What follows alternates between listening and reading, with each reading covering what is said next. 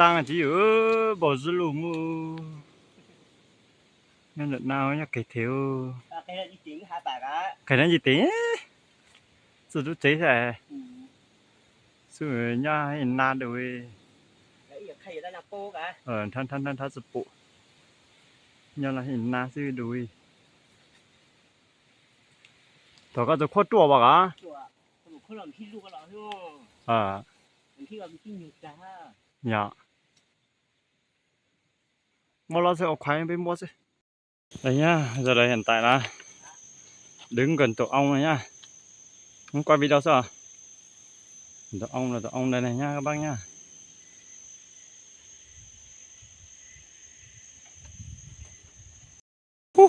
môn đào cho bự nó nò nu à thật nu mua sun ta nữa nu mua sun ta nữa nó mà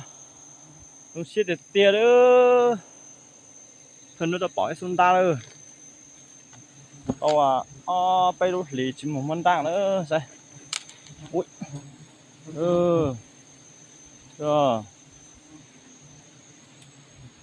đẹp chưa họ đồ hết xin ô bao à hay isu phong đất bảo hộ cái gì